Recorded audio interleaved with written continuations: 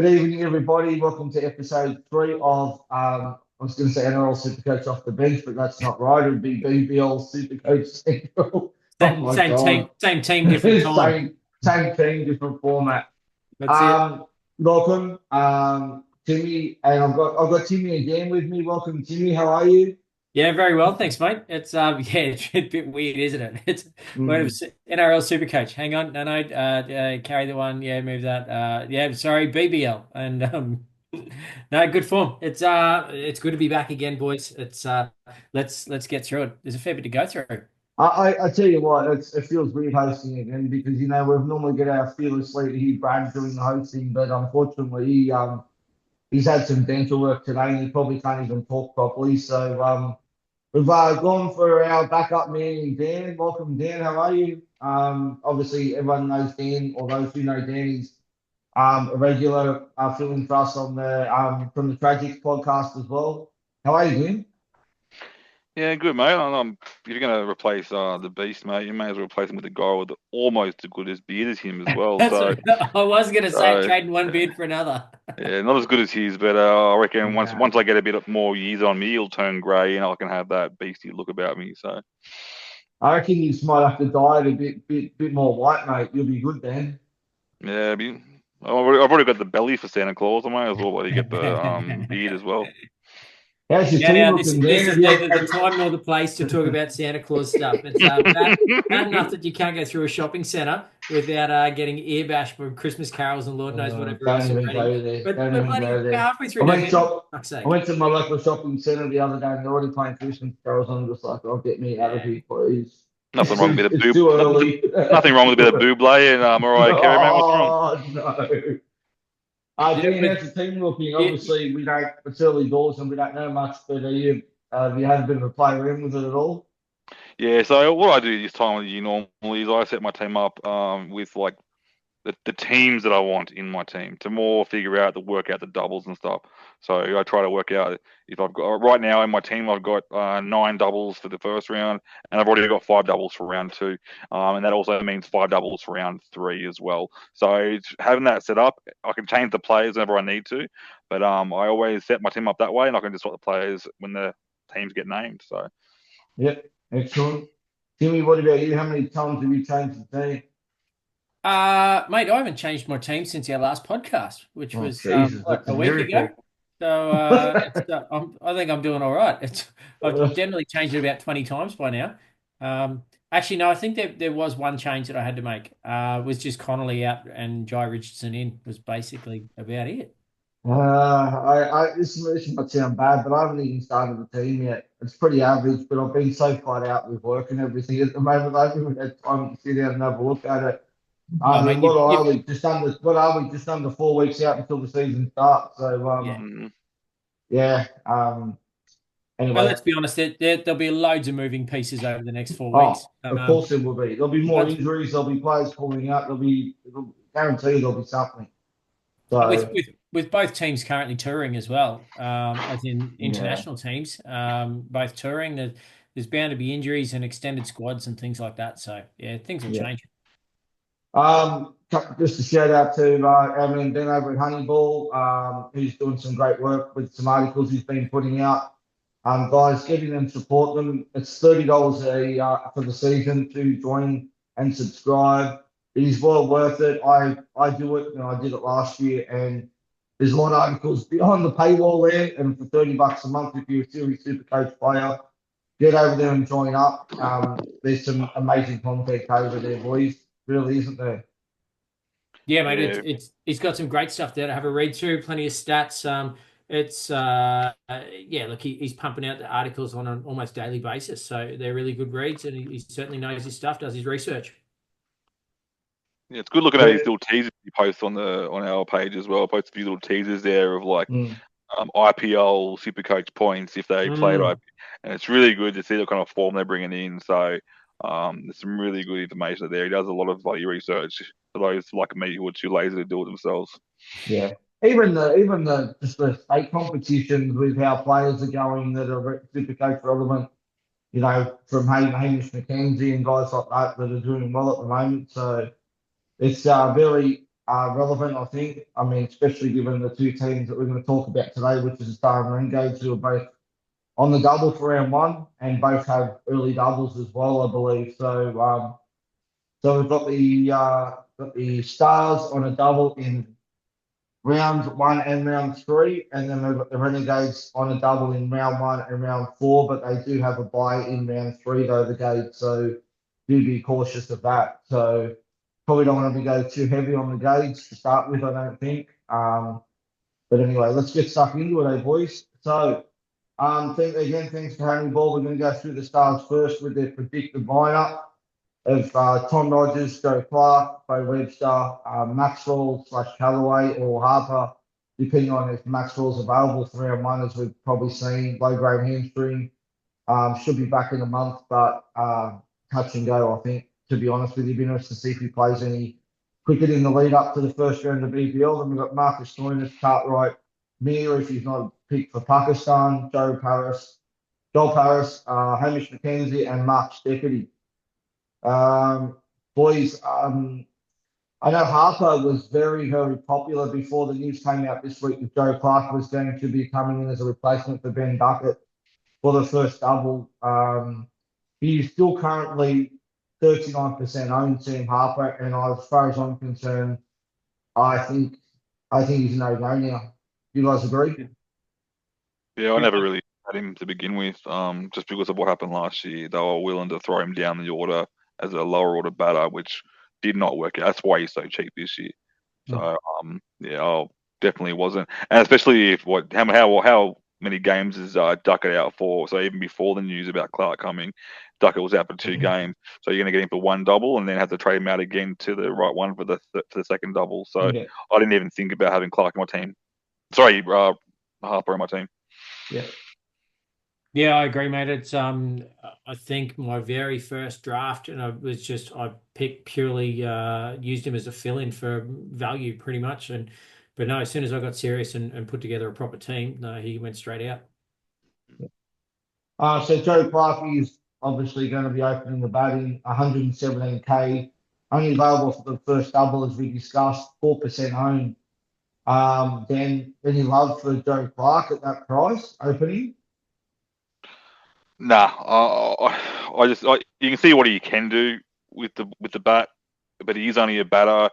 Gets a few fielding points every now and then as a keeper, obviously. But if you're gonna play the long game, you want to try and get that guy who's going to be potentially playing the round 3 double as well.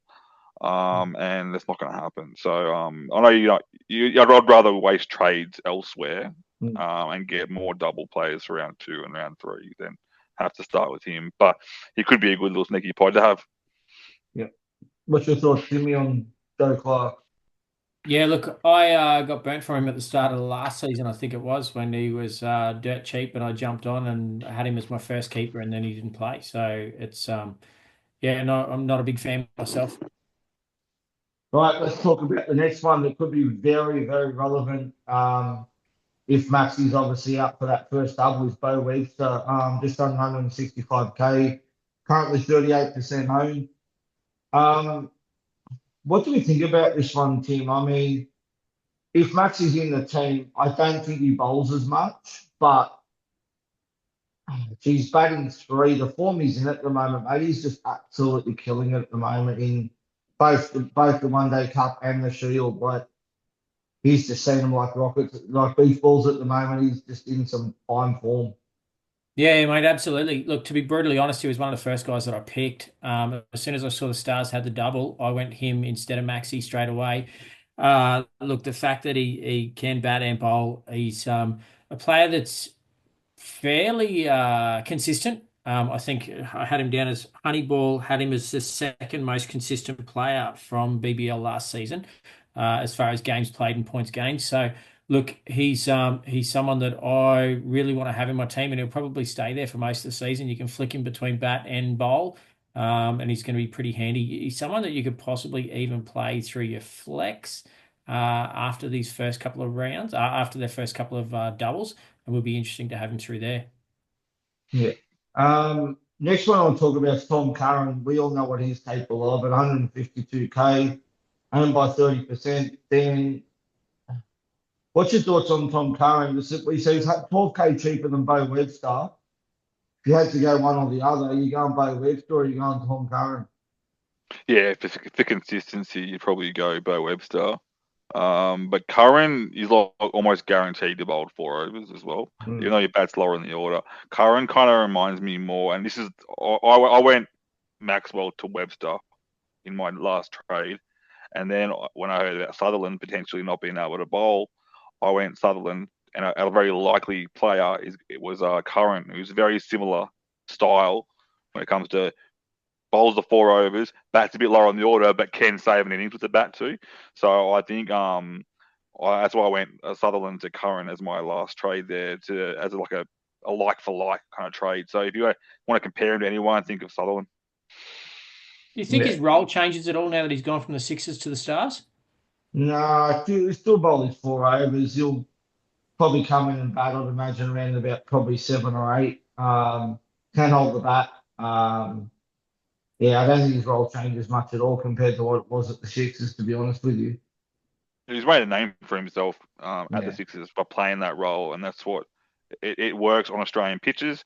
And the Stars, they've been a smart team for quite some time now. They know how to use players, and being current, he's being one of the marquee overseas players.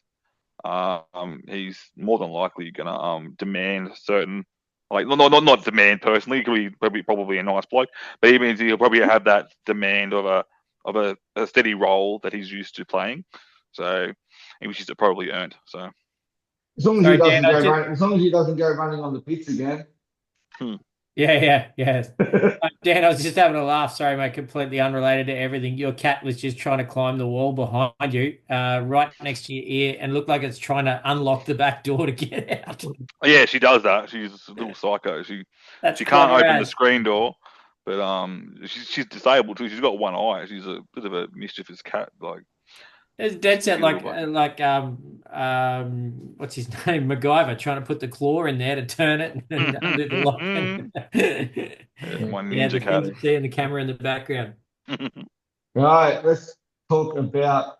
Oh God, this guy does my head in every season. Hold on, But Ross, yet just go back a step. we Sorry. still fall for the trap. Marcus Stoinis, 84K, owned by 58%. Oh man, how can you? This frustrates me because he burns us every season, and we say every year we're not going to start him, but at that price, can you pass him up with two doubles, like doubles in the first 4 rounds? Him? He's. Oh, so you go, Timmy. No, you're right. Then you go. You're right. I was gonna say he's pretty much like that kind of guy that you can throw on the bench and potentially loop in. Yeah. But you said it before. We've said it every year. Oh, like we have to get him in. He's got the double. But then we also say the same thing every year at that price, and we're still disappointed with it. It's always at that price. He's always cheap every year. I'm pretty sure he's actually cheaper than that last year too. Yeah, he was. Yeah, Kevin, it was like Something 73 or something like that. 60K or some shit Yeah, last but year. I found that Oh. his downfall, no, not downfall, I wouldn't call it downfall, but his downfall when it comes to Supercoach output kind of came along at the same time as the Bo Webster emergence. Bo Webster started bowling, taking away Stoinis' overs, and if you notice when that happened, that's when Stoinis started going downhill because Bo Webster's kind of just taken over that role. Yeah. They've got plenty of bowling options in that team, that's for sure, and it is a bit of a concern. But yeah, I think perfect bench loop for round one. I mean, if anything, I wouldn't have him starting in my team, but see what he gets the first round and loop him in if he scores well enough. But the question is, what is the right score to loop in after one round? And this is exactly right. This is the hard part. Like if he scores 20 or something like that, I think you've still probably got to loop him in anyway, because No. even like I don't know, it's two average scores, and when especially now with the flex player where you're picking up the 11 best out of 12 scores, even if he doesn't do well, at least he drops out and your flex player will probably come in. So I don't know. He's on my never again list. But strange enough, as soon as I saw the draw, he went straight in my side. Of course. Yeah, I think it's going to be pretty hard pressed not to have him at the start of the season at 85K. I think, like you said, Tim, with the 20, you take it, you not take it. Well, I think it depends on how much he bowls that first game. Mm. If he doesn't bowl the first game and Yeah, good he point. only gets 20, then it's a definite not bench loop in. But Mm. like just looking at that team, like I said, I mean, you've got Webster that can bowl, you've got Maxi if he plays that can bowl Stoinis, you've got Mir, you've got Curran, you've got McKenzie, you've got Stephanie. It's stacked with bowlers. Like there's just so many. There's not many overs there. But it's going to depend on the 11 that they pick. Yeah, Like you've just named three guys that are 50-50. yeah. So it's that'll be the toughest part. And then I think if it'll depend on the result too. If they don't bowl him in round one, in the first game and they lose, then I think he's every chance for a bowl in the second game. So Yeah. yeah, whereas if he does bowl and goes all right, then you're absolutely going to want him for the second game anyway. So yeah, I don't know. You'd like I said, I think you'd be hard pressed to not have him in your squad for the double. Right. But I think one thing I will Yep. say is we have this conversation every year about the Stars as well. Their bowling, they'll literally chop and change their bowling every game if they need to. Mm. So that's why it's always really important to get that definite 4-over bowler or the high order batsman. So someone like, that's why I don't mind Curran and you don't mind Webster because Webster might bowl and he definitely bats high.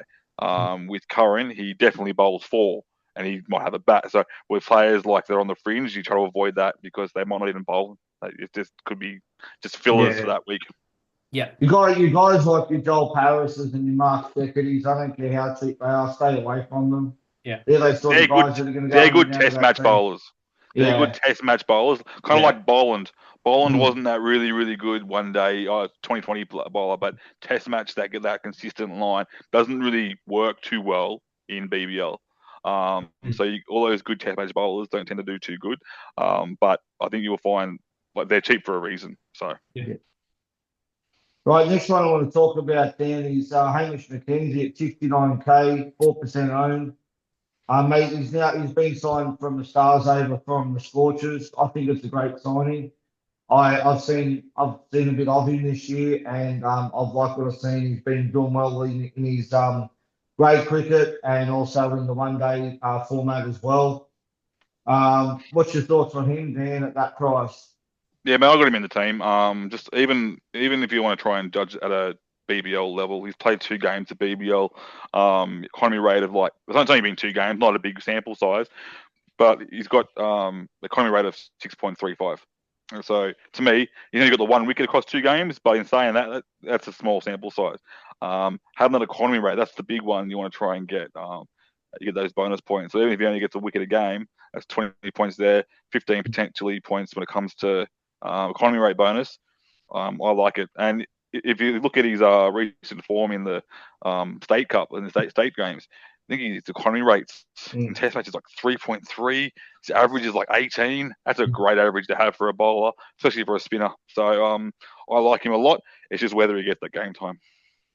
Yeah. Anyone else that we want to talk about from here? What about Tom Rogers at opening or Mir if he plays? Any love for either of those 2 guys? I don't mind Amir if he gets named for round 1. I do like I think a good little leg spinner can get some wickets there.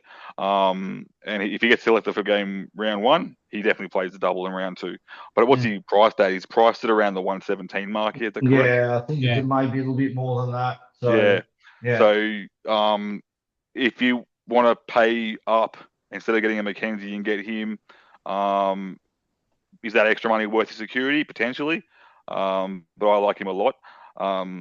He's keep an eye on that team list though, because if he does somehow jag a Pakistan team spot, we might even see a young gun pop through that no one's really ever heard of. So in Dougie Warren. So yeah, 39k bargain. Bring it on. Yeah, it'd be great if you could start the year with him. That's for sure. Yeah. Certainly fix everyone's stakeholders at the moment. Anyone else from the Stars that you guys want to talk about before we move on to the game at all? No, look, that's about it for me. At the moment, my team, I've just got Webster, Stoinis, and Curran. Yeah, that's about it at the moment. It's hard. The Stars always look great on paper, and they just don't get the results.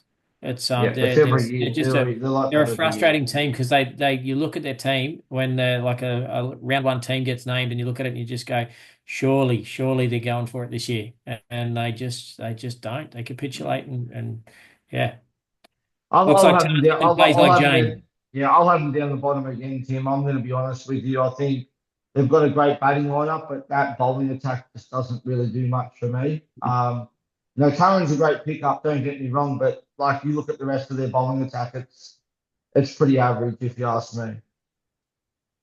And that's probably a good thing for Curran because at least you know he's going to get four, and he's certainly going to get plenty of opportunities. Yeah. All right. Well, let's move on to the other Melbourne team who's also up for the double first round. As I said, they've got the double round 4. They've got the bye round 3. So the predicted lineup is Josh Brown, Seifert, McGurk, Evans, Harvey, Wells, Sutherland, Rogers, O'Neill, Richardson, and Zampa. Obviously, so there was some news came out from Honeyball today about Will Sutherland saying that he should be good to go round 1, and they're pretty confident that he'll be bowling that first game, which is great news. But 132.6k, 45% owned, so it's quite highly owned. Timmy, what are you looking at Will Sutherland at all? Yeah, mate, absolutely. He was the first gade that I picked. I've got him in there just for his versatility with batting and bowling, and you can flick him back and forwards. I think at times he looked really good throughout last season. He's certainly got the potential. So yeah, look, mate, I am a bit of a fan. What about you, Dan? Yeah, I'm a bit weary when it comes to especially side. What was it, a side strain that he had? Yeah. Yeah, let's say I'm a bowler myself, mate. You get a side strain, it really puts a bit of strain on yourself, obviously, on the when you're trying to bowl, and being that big body of his, if he does bowl a few overs and he starts pulling up sore, he won't bowl the full 4. And if he doesn't bowl the full 4, in my opinion, like bat's too low on the order to be relevant. So if he does bowl 4 overs, he's a gun. You have to have him, but I'm going to wait and see on this one. Yeah, I'm hoping they've got a Shield game that starts prior to BBL starting. If he plays that game and he bowls a decent amount of overs, then I think, I'll have him in my team. But I just don't know if they're going to manage his workload and just ease him back in. When he is coming back from a side sprain injury, I don't know. It's another one of those things that it's not the case of Maxwell, except for the difference is you go Maxwell over Sutherland just for the fact that, Sutherland's going to most likely bat about 7 and, Maxwell's going to bat about 4. So, next one I want to talk about is it Tim Seifert? I think it is. Yeah, The Tim Seifert. Kiwi, 152k, 11% owned. Any love for Mr. Seifert, boys? He's my keeper. Mm-hmm. All right. Okay. Should be open the batting. So Yep. Yeah.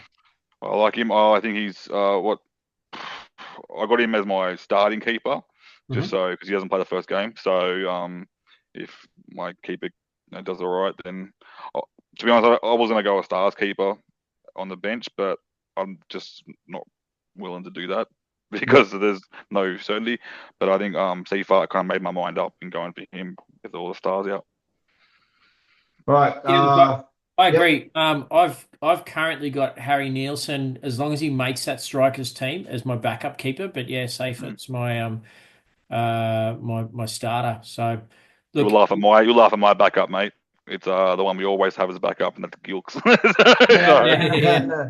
Yeah, that is funny because that's who I had, and then went to Harry.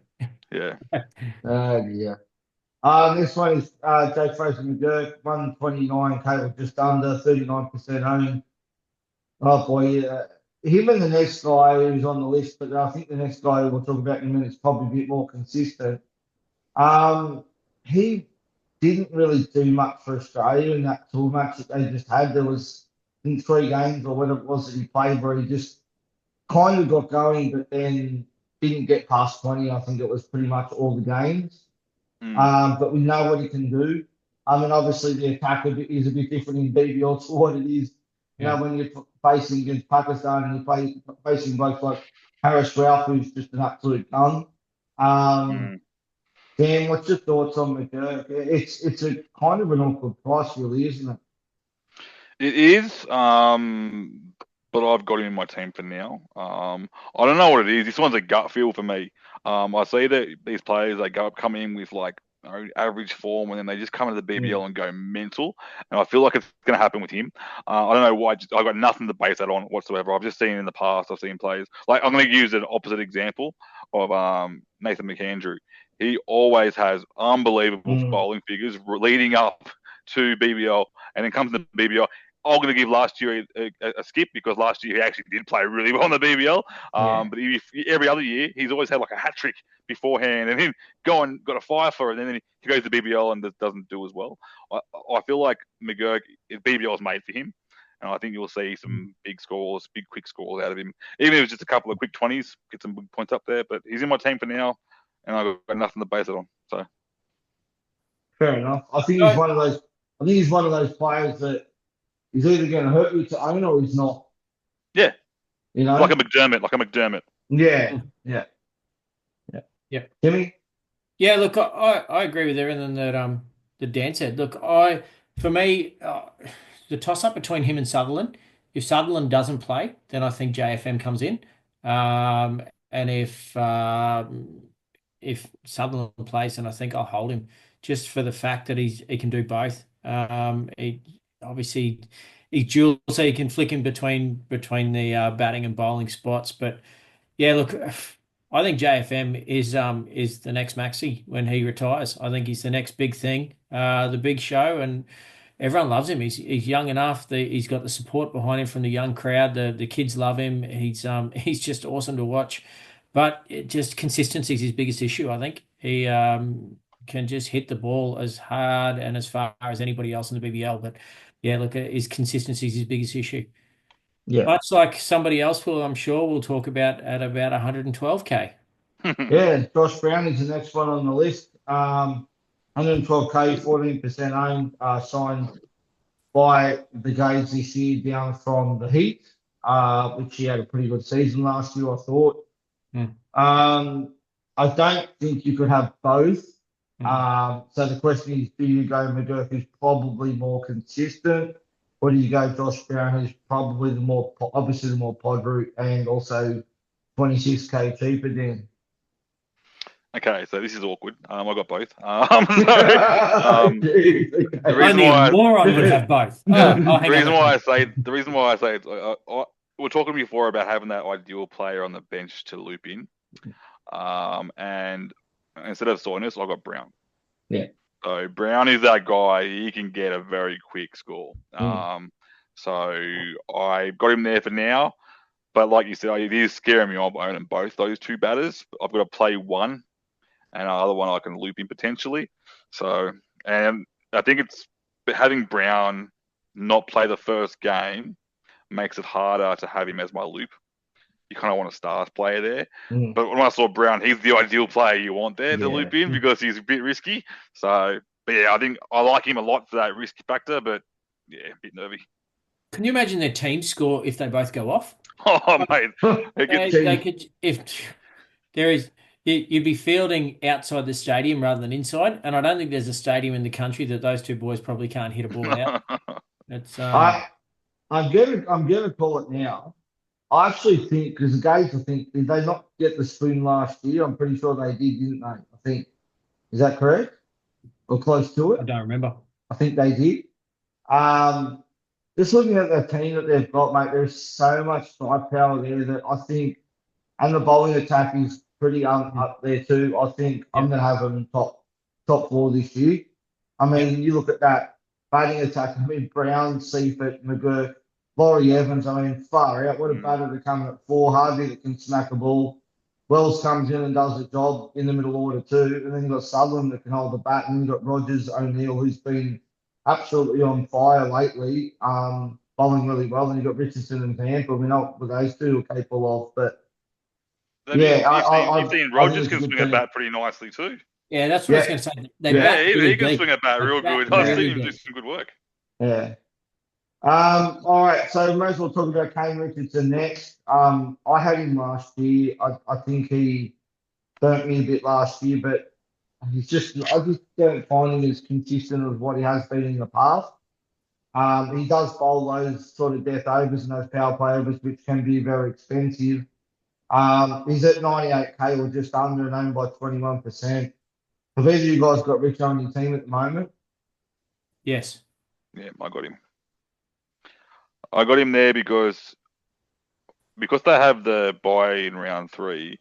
I need to have players that I could potentially just trade out. Because I've got 5 Renegades in my team, and that's because I want to have at least 2, so I can potentially loop in left over. So if I trade those 3 out in after round 1, and he's a definite first trade out, but he has the potential to get a decent score across 2 rounds. He could probably average 40 a game if he does decent work. That's 80 points right there. I'm happy to have that for that price. Yeah. He'll be their death bowler, won't he? Usually is. Yeah, probably him and O'Neill, I'd imagine, or Sutherland even. Awesome death bowling.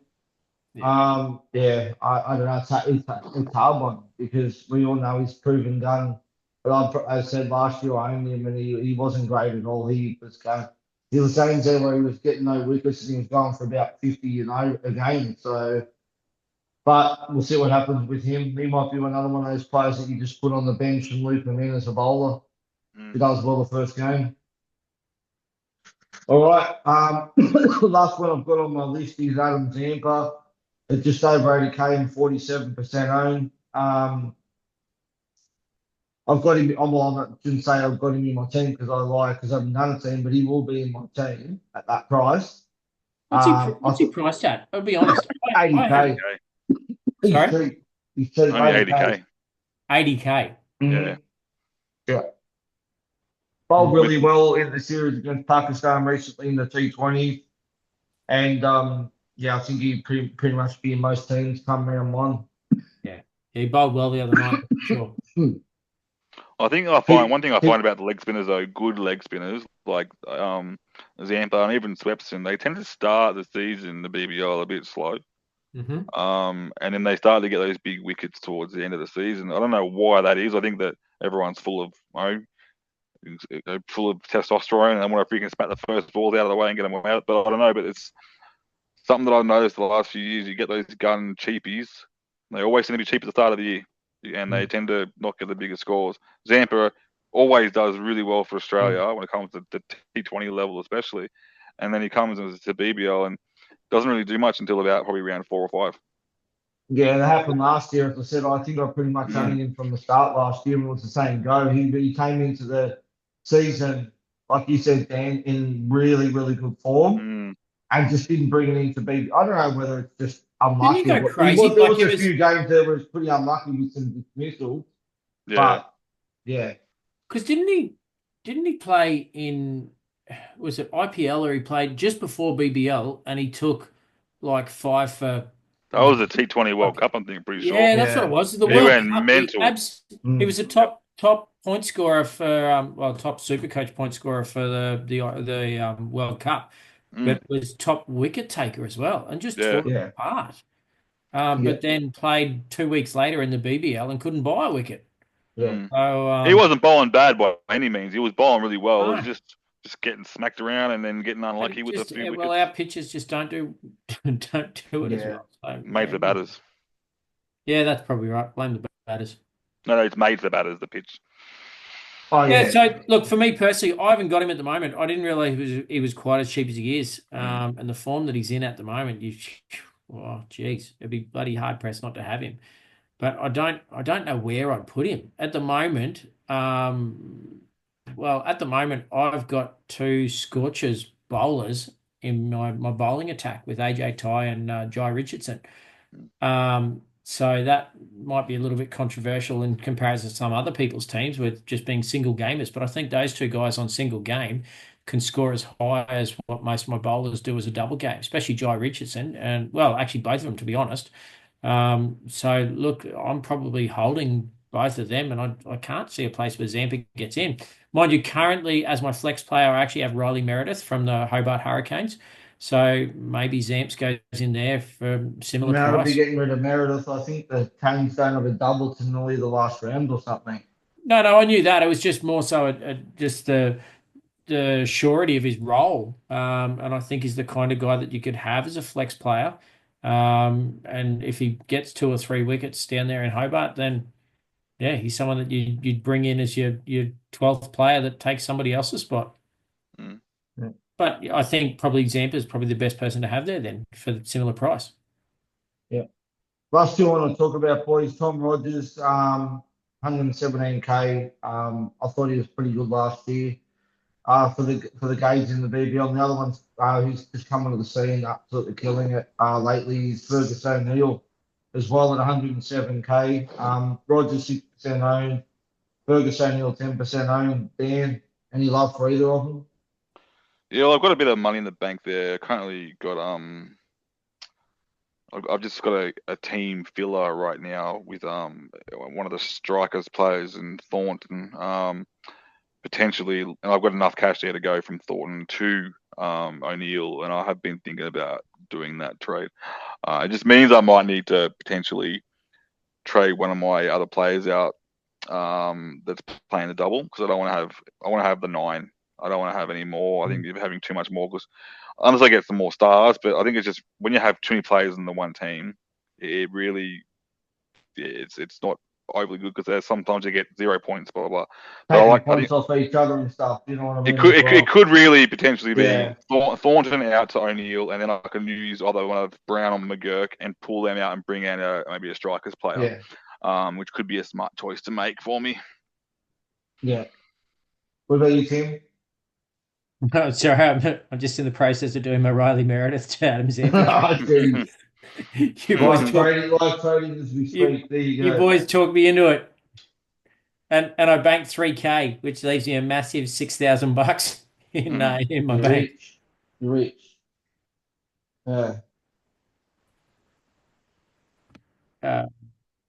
Yeah, sorry. What was your question? When you're ready, Tim. Still good. Good on, mate. I mean, I know you're an hour behind there over in buddy up there in Queensland, but no, it's Mate, 9:15 here. it's Queensland. We'll just do it in our time, mate. We'll do it in our time. So, Tom sorry, mate. Rogers and Fergus O'Neill. Yeah, look, I haven't gone near either, to be honest. If Fergus keeps chipping away at it and looks like he's going to get a starting spot, then yeah, probably he's someone to look at cheap 100k. But yeah, at the moment, I don't think I want too many more gades in there. I think I've got 5 at the moment, and I think 5's probably enough. Yeah, definitely, especially that round 3 buy, because you're probably going to need to get rid of a couple of them. Well, see, my at plan least was anyway. like with Safer in my keeper spot. My plan was to go straight to straight to the Scorchers. Inglis. I'm going straight to Josh Inglis after round 1. So after their double, the plan was to go straight to him. Josh Brown will probably be something similar. Get rid of him and go straight to a Scorchers 120k player, or 130 with the money I get from Inglis. Difference between Safe Art and Inglis. Obviously, the prices changed. Like we talked about this last week in the show, people have got to remember, especially those that are just starting out with BBL, is unlike the NRL, price changes happen straight away from round 1. So if your player does really well, then they skyrocket in price if they're nice and cheap.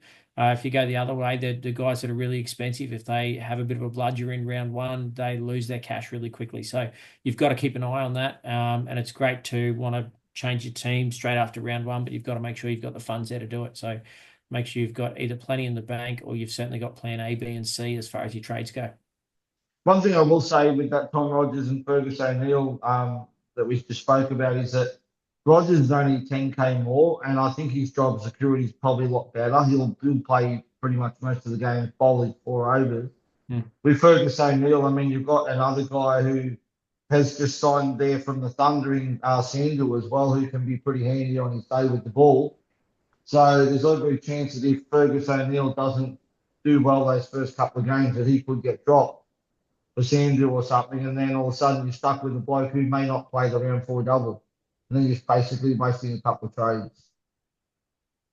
Yeah, no, you're right. Absolutely. Anyone else that we want to speak about for the gades at all, Dan or Tim? Well, it's the only other one that I don't know much about him. I've just got him in there as a 39K placeholder, but Harry Dixon, I don't know if He won't play. I don't know if he's anywhere near the No, team, nowhere but at the near it. moment he's just a placeholder. Yeah, no, definitely not. Righto, carry What about on. you, Dan? Nah, I just in the background made that trade to Tom Rogers. But now I've got Richardson, Rogers, and Zampa. I don't like having 3 bowlers from one team. I like to have 2 batters and Take 2 points off bowlers. each other or something like that. Yeah. Yeah. So, Hmm. but that's fine. I think I like. I think I've just decided I like Rogers more than Richardson. So, Who'd you trade out to, Tommy? Oh, I had a place filler in Thornton from the Gades. I've always liked him, but I'm not sure. I haven't really had a look at the not the Gades, sorry, from the Strikers. The Strikers. I haven't really had a look at the Strikers just yet. So I do like him. I love Thornton a lot actually, and I still do can like get him Thornton. in. Yeah, so now I can actually just go get Thornton back in if he gets the starting I spot. I think we spoke about this last week. I think Yeah. was it? I think Thornton's a lock. I mean, now that Wes Agar's gone over to Thunder, I mean, he's going to be their frontline bowler, and I think at the price he is up just under 100K or whatever ridiculous price he is, I think Yep. with a round 2 double, I mean, he should be in nearly everyone's team come that round 2, whether you start him or you don't. Yep. He should be in that side. Yeah, I agree, mate. I agree. Yeah, well, I just went. So in the end, long story short, rather than going Thornton to him, I went Richardson to Tom Rogers. So I've still got Thornton back in my team because I wanted to have that striker in there. So having 4 strikers in my team now sets me up nicely for round 2. With now I've got 6 doubles for round 2 already. So it's one thing I will say is a little tip for everyone: prepare for the following round. Every round. Absolutely. Yeah, 100%. You should be 1 or 2 rounds there every Yep. time. Yeah, And right now, I've already got, like I said, I've got 1, 2, 3, 4, all ready for round 3 as well. Yeah. So, yeah. So just looking at the doubles for round 1, so you've got the Perth at home to the Stars at Optus Stadium, and then you've also got the Stars at home to Brisbane Heat in their second game, and the Gades. The Gades have got Sixers at home. Sorry, away at SC2, and then they're at home the last round to the Hurricane. So they've both got kind of toughish draws. I mean, especially the Stars having the Scorchers away in Perth that first game too. So yeah. One thing I do like, interesting. one thing I will say is it's always really good to play against the Heat if you have and pick a death bowler against the Heat. They have a habit of starting off strong, but then they keep going a bit too hard and they lose their tower quite quickly. So when you have death bowlers, like if you're saying the Stars play the Heat, is that correct? Yeah. So someone like Curran should do really, really well against them. You've got to remember now that Brown Dog is the Renegades issue. It's not ours anymore. So no more Bash Brothers.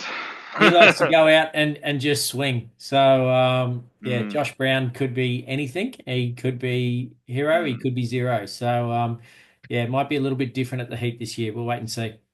Yeah. All right. Well, that's it for the podcast for this week. Next week we will be going through and talking about the Strikers and the Scorchers.